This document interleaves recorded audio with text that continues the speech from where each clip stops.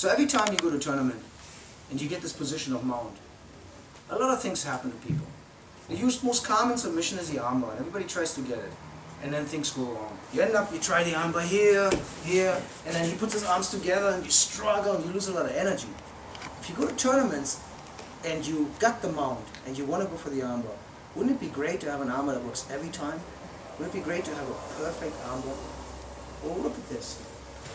The problem is not really about controlling one arm.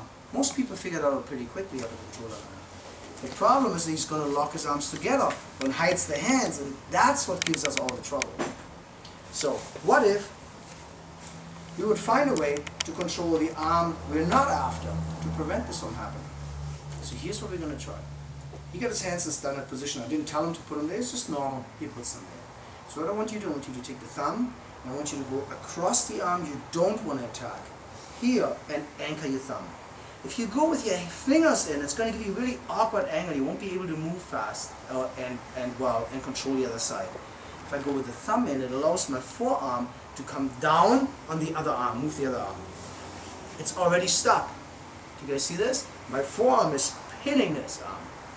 Now, this is the arm I need to armbar, so I need to go next here. I don't need anything to do this. I put my hand on the ground because I got to expect him to move and buck. And I'm going to shoot forward until my knee hits his ear. Here. Do you think his right arm is isolated well? Don't pull the arm out.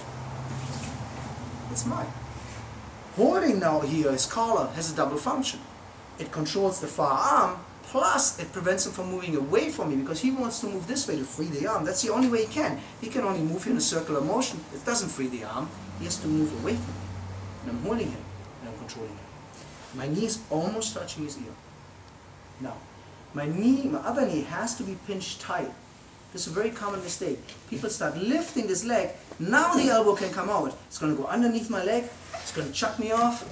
And I lost the whole position. And so it's very important when I come here, controlling this side, put this arm down here, control him here, I slip forward, that I stay tight underneath his armpit.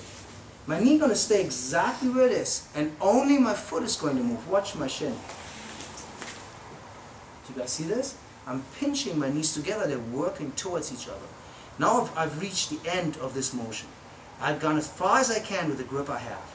I need to switch base. Why? Because this is the leg I'm sitting on, I want to throw this over there to armbar him. How can I do this? I needed the base the whole time here to control it. Now I need to switch base. I'm going to take this arm, go underneath his hand here, and go to this arm here. Why? Because I'm going to pull this arm out now. Now, put your arms together. He still can't do it. Did you see what happened? Now this arm is pinning the arm this way. And this arm is still exposed.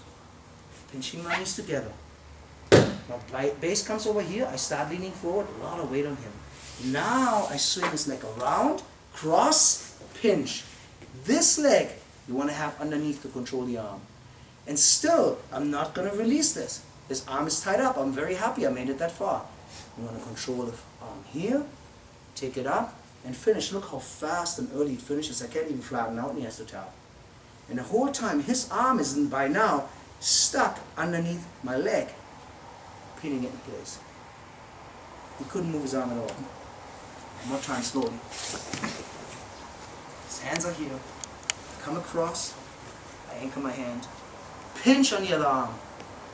Base, isolate, touching the ear, knees pinching, heel comes around, pinch, pressure.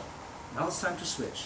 The hand comes underneath, it does not touch this arm. I'm not after the arm, that arm is mine. It touches the other elbow. I pull the first hand out, place it on the ground. So instead of blocking him here, I'm blocking him here. Swing, cross, pinch, one hand is left over, one arm is left over. Last advice, try to do the thumb wars here whenever you can. So you can't twist this arm either way. Come up, pinch your knees together, kick your heels in, and finish.